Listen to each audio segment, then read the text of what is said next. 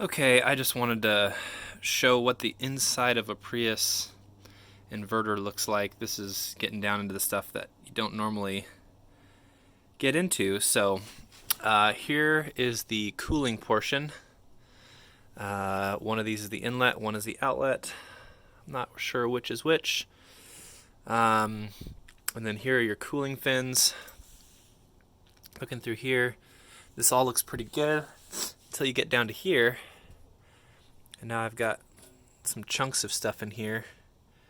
But even with that pretty small portion of stuff that was clogged, just like two fins there, I don't know if that would cause the problems I was having or not. My guess would be not, but who knows. But these apparently do clog up.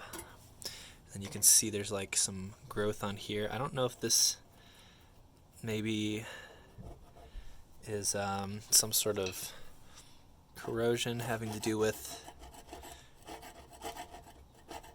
incorrect coolant or water having been put in here at some point in the past. This car did have P0A94 code.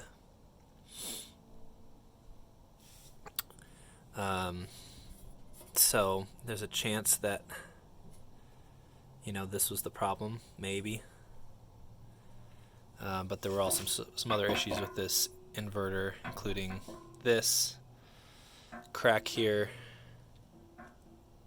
So we'll see. But it's the inside of a Prius inverter. Looks pretty cool, actually.